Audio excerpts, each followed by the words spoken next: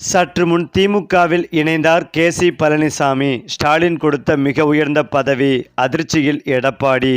அதாவது அதிமுக பாஜக கூட்டணியில் OPS, TTV Dinakaran ஆகியோரை சேர்க்க சம்மதிப்பாரா எடப்பாடி பழனிசாமி? இது தொடர்பாக கட்சியினருடன் ஆலோசனை நடத்த ஒரு பொதுக்கூட்டத்தை ஏற்பாடு செய்துள்ளனர். அதாவது அதிமுகவின் மாவட்ட செயலாளர்கள் ஆலோசனை கூட்டம் டிசம்பர் 31ஆம் தேதி நடைபெறவுள்ளது. 2026ஆம் ஆண்டு நடைபெறவுள்ள தமிழக சட்டமன்ற தேர்தலை முன்னிட்டு இந்த கூட்டம் நடத்தப்படுகிறது. இந்த தேர்தலில் பாஜகவுடன் கூட்டணியாக போட்டியிடும் என்று அதிமுக ஏற்கனவே அறிவித்துள்ளது. இந்த கூட்டணியில் அதிமுக தான் தலைமை வகிக்கும் என்றும், எடப்பாடி பழனிசாமி தான் முதலமைச்சர் வேட்பாளராக இருப்பார் என்றும் அந்த கட்சி தெளிவாக கூறியுள்ளது. மேலும் கூட்டணியில் சேர்க்கப்பட வேண்டிய பிற கட்சிகளை தேர்வு செய்வதற்கான அதிகாரமும் அதிமுகவிற்கே இருக்கும் என அதிமுக பொதுக்குழு கூட்டத்திலும் தீர்மானம் நிறைவேற்றப்பட்டது. இதற்கிடையில் அண்மையில் பாஜகவின் தேர்தல் பொறுப்பாளரான மத்திய அமைச்சர் பியூஷ் கோயல் சென்னை வந்தார். அப்போது அவர் எடப்பாடி பழனிசாமியுடன் சந்தித்து ஆலோசனை நடத்தினார். அந்த சந்திப்பில் அதிமுக பாஜக கூட்டணியில் தொகுதிகள் எவ்வாறு ஒதுக்கீடு செய்யப்படும் என்ற விவகாரம் குறித்து பேசப்பட்டதாக தகவல்கள் வெளியாகி வருகிறது. இந்த நிலையில் அதிமுகவின் மாவட்ட செயலாளர்கள் கூட்டம் சென்னையில் டிசம்பர் 31ஆம் தேதி நடைபெற உள்ளது. மேலும் இந்த கூட்டம் கட்சியின் தலைமை கழகமான ராயப்பேட்டை எம்ஜிஆர் மாளிகையில் காலை 10 மணிக்கு தொடங்கும். இந்த கூட்டத்தில் வரவிருக்கும் தேர்தல் தொடர்பான முக்கிய ஆலோசனைகளும், கூட்டணி அமைப்பு, தொகுதி பங்கீடு, மேலும் கூட்டணியில் சேர்க்கப்படும் கட்சிகள் குறித்த விவாதங்களும் நடைபெறும் என்று கட்சி தரப்பிலிருந்து கூறப்படுகிறது. இந்த ஆலோசனை கூட்டம் தொடர்பாக அதிமுக வெளியிட்டுள்ள அறிவிப்பில், பொதுச் செயலாளர் மற்றும் எதிர்க்கட்சித் தலைவர் எடப்பாடி பழனிசாமி தலைமையில் கூட்டம் நடைபெறும் என்றும், அனைத்து மாவட்ட செயலாளர்களும் தவறாமல் கலந்து கொள்ள வேண்டும் என்றும் குறிப்பிடப்பட்டுள்ளது. இந்த நிலையில்தான் எடப்பாடி பழனிசாமி மாவட்ட செயலாளர்கள் கூட்டத்தை கூட்ட காரணம் குறித்த தகவல் வெளியாகியுள்ளது. 2026 சட்டமன்ற தேர்தலில் வென்றாக வேண்டும் என்றால் அதிமுக பாஜக கூட்டணியை வலுப்படுத்த வேண்டியது அவசியம். அதிமுகவிற்கு தென் மாவட்டம், டெல்டா மாவட்டங்களில் முக்குளத்தோர் வாக்குகள் கணிசமாக இருந்த நிலையில் ஓபிஎஸ், டிடிவி தினகரன் பிரிந்து சென்றதால் அந்த வாக்கு வங்கி கடுமையாக பாதிக்கப்பட்டுள்ளது. இந்த நிலையில் வரும் தேர்தலில் இவர்களை கூட்டணிக்கு அழைத்து வர வேண்டும் என்று பாஜக விரும்பி வருகிறது. ஆனால் அதற்கு எடப்பாடி பழனிசாமி அவர்கள் தொடர்ந்து முட்டுக்கட்டை போட்டு வருகிறார். இதனால் தொடர்ந்து அதிமுகவின் முக்கிய புள்ளிகள் அதிமுக கட்சியிலிருந்து விலகி திமுகவில் இணைந்து வருகின்றனர் என்பதும் குறிப்பிடத்தக்கது.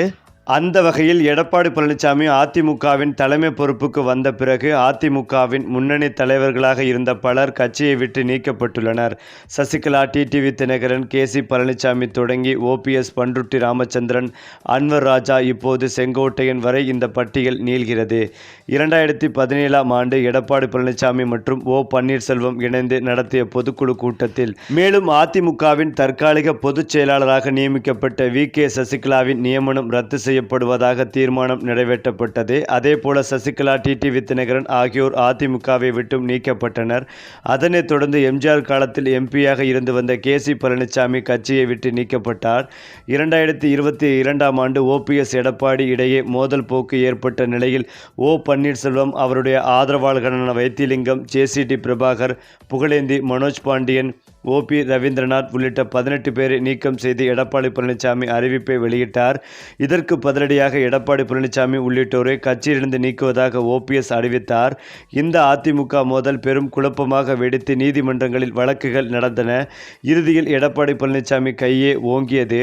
ஓபிஎஸ் தரப்புக்கு ஆதரவு தெரிவித்த பண்ருட்டி ராமச்சந்திரன் கட்சியை விட்டு நீக்கப்பட்டார். பின்னர் மருது அழகுராஜ், வெல்லமண்டி நடராஜன் உள்ளிட்டோரும் கட்சியிலிருந்து அதிரடியாக நீக்கப்பட்டனர். அண்மையில் முன்னாள் அமைச்சர் அன்வர் ராஜா அதிமுகவிலிருந்து நீக்கப்பட்டார். அவரும் திமுகவில் இணைந்தார் என்பதும் குறிப்பிடத்தக்கது. இந்த நிலையில்தான் தற்போது முன்னாள் அமைச்சர் செங்கோட்டையன் அதிமுகவிலிருந்து எடப்பாடி பழனிசாமியால் நீக்கப்பட்டுள்ளார். கடந்த சில மாதங்களாக எடப்பாடி, செங்கோட்டையன் இடையே பனிப்போர் நிலவி வந்த நிலையில் அண்மையில் அதிமுகவிலிருந்து பிரிந்து சென்றவர்களை ஒன்றிணைக்க எடப்பாடிக்கு கெடு விதித்திருந்தார் செங்கோட்டையன். இதனையடுத்து அவருடைய கட்சி பதவிகளும் பறிக்கப்பட்டன. இந்த நிலையில் நேற்றுக்கு முன்தினம் பசும்பொன் தேவர் குரு பூஜை விழாவில் ஓபிஎஸ், அமமுக பொதுச் செயலாளர் தினகரன், சசிகலா ஆகியோருடன் செங்கோட்டையனும் கலந்து கொண்டார். அவர்களுடன் நெருக்கமாக பேசிக் கொண்டிருந்தார். முன்னதாக ஓபிஎஸ்ஸுடன் காரில் பயணித்தார். அவருடன் திறந்த வேனிலும் ஊர்வலமாக சென்றார். செய்தியாளர்களின் கேள்விக்கு என்னை கட்சியை விட்டு நீக்கினால் சந்தோஷம் என்று தெரிவித்திருந்தார். அதன் பிறகு அதிமுகவின் அடிப்படை பொறுப்பிலிருந்து செங்கோட்டையனை அதிரடியாக நீக்கினார் எடப்பாடி. இதனால் மிகப்பெரிய பரபரப்பு ஏற்பட்டது. அது மட்டுமில்லாமல் ஜெயலலிதா மறைவுக்கு பிறகு எடப்பாடி பழனிசாமி தன்னுடைய அதிகாரத்தை நிலைநிறுத்த சசிகலா, ஓ பன்னீர்செல்வம் உள்ளிட்ட பல மூத்த தலைவர்களை கட்சியிலிருந்து நீக்கியதன் தொடர்ச்சியாக தற்போது செங்கோட்டையனும் நீக்கப்பட்டுள்ளார். அந்த கோபத்தில்தான் திடீரென செங்கோட்டையன் விஜய் கட்சியான தாவேகாவில் இணைந்தார். இது அதிமுகவிற்கு மிகப்பெரிய பின்னடைவாக பார்க்கப்பட்டு வருகிறது. விஜயின் கட்சிக்கு மிகப்பெரிய வரவேற்பு செங்கோட்டையனால் கிடைக்கப்பட்டது எடப்பாடிக்கு அதிர்ச்சி கொடுத்து வருகிறது. தற்போது மீண்டும் அதிர்ச்சி கொடுக்கும் வகையில் அதிமுகவின் முக்கிய புள்ளியான கேசி பழனிசாமி அதிமுகவிலிருந்து அதிரடியாக விலகி விரைவில் திமுகவில் இணைய முடிவெடுத்துள்ளதாக ஒரு தகவல் வெளிவந்து ஒட்டுமொத்த அதிமுகவிற்கும் பேரதிர்ச்சிகளை கொடுத்து வருகிறது. அதேபோல் தமிழகத்தில் 2026ஆம் ஆண்டு சட்டமன்ற தேர்தல் களம் தற்போதே சூடுபிடிக்க தொடங்கி உள்ளது. ஆளும் கட்சியான திமுகவை வீழ்த்தி மீண்டும் ஆட்சியை பிடிக்க வேண்டும் என்ற முனைப்பில் அதிமுக பொதுச் செயலாளர் எடப்பாடி பழனிசாமி பல்வேறு அரசியல் வியூகங்களை வகுத்தும் வருகிறார். குறிப்பாக மாற்றுக் கட்சியினரை அதிமுகவில் இணைப்பதிலும் பிரிந்து சென்றவர்களை மீண்டும் ஒருங்கிணைப்பதிலும் அதிமுக தலைமை தீவிரம் காட்டி வருகிறது. மேலும் இந்த சூழ்நிலையில் அதிமுகவிலிருந்து நீக்கப்பட்ட முன்னாள் எம்பி கேசி பழனிசாமி மீண்டும் கட்சியில் இணையப் போவதாக அரசியல் வட்டாரத்தில் பரவலாக பேசப்பட்டது. இது குறித்த சர்ச்சைகளுக்கு அவரே தற்போது முற்றுப்புள்ளி வைத்துள்ளார். செய்தியாளர்களிடம் பேசிய அவர், அதிமுக தலைமை தன்னிடம் இதுவரை எந்தவிதமான பேச்சுவார்த்தையும் நடத்தவில்லை என்று திட்டவட்டமாக தெரிவித்தார் கேசி பழனிசாமி. அது மட்டுமில்லாமல் கட்சியை பலப்படுத்த வேண்டும் என்ற நோக்கத்தில் தலைமை தன்னுடன் பேச்சுவார்த்தை நடத்தும் என எதிர்பார்ப்பதாகவும் அவர் வெளிப்படையாகவே கூறியும் வந்தார். மேலும் எடப்பாடி பழனிசாமியின் முதல்வர் கனவு குறித்து பேசிய கேசி பழனிசாமி அவர்கள், எடப்பாடி பழனிசாமி மீண்டும் தமிழகத்தின் முதல்வராக வேண்டும் என்ற லட்சியத்தில் உறுதியாக இருந்தால் அவர் ஒரு முக்கியமான முடிவை எடுக்க வேண்டும். தற்போது சிதறி கிடக்கும் அதிமுகவின் பல்வேறு அணிகளையும் பிரிந்து சென்ற முக்கிய நிர்வாகிகளையும் ஒன்றிணைத்து ஒரே மேடையில் நிறுத்த வேண்டும். அவ்வாறு ஒருங்கிணைந்த பலத்துடன் தேர்தலை சந்தித்தால் மட்டுமே இலக்கை அடைய முடியும் என்று தனது ஆலோசனையை தெரிவித்தார் கேசி பழனிசாமி. இதற்கு முக்கிய காரணம், தனக்கு மட்டும் பதவி கிடைத்தால் போதும், மற்ற புள்ளிகள் வந்தால் தனக்கு பதவி பறிபோகிவிடும் என்ற பயத்தில் எடப்பாடி செயல்பட்டால் அதிமுகவிற்கு இனி வீழ்ச்சிதான் என்கின்ற கோணத்தில் மிரட்டல் விடுத்திருந்தார் கேசி பழனிசாமி. ஏற்கனவே எடப்பாடியை தொடர்ந்து கடுமையாக விமர்சித்து வந்த கேசி பழனிசாமி, எடப்பாடியால் அதிமுகவிற்கு இனி அழிவு காலம்தான் என்பது போல உரக்க குரல் கொடுத்திருந்தார். மேலும் எடப்பாடி மீது கடும் அதிருப்தி அடைந்த கேசி பழனிசாமி, இனி அதிமுகவும் வேண்டாம், இந்த பாஜகவும் வேண்டாம் என்று முடிவெடுத்து விரைவில் அவர் முதலமைச்சர் ஸ்டாலின் அவர்களை நேரில் சந்தித்து திமுகவில் இணைய முடிவெடுத்துள்ளதாகவும், இதற்காக ஸ்டாலின் அவருக்கு மிக உயர்ந்த பதவி கொடுக்க உள்ளதாகவும் தற்போது தகவல்கள் வெளிவந்து கொண்டிருக்கிறது.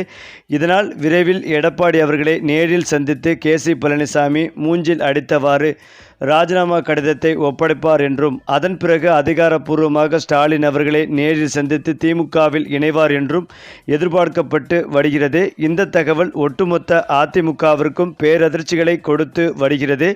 மேலும் இது குறித்த அதிகாரப்பூர்வ தகவல் விரைவில் வெளிவரும் என்றும் எதிர்பார்க்கப்பட்டு வருகிறது.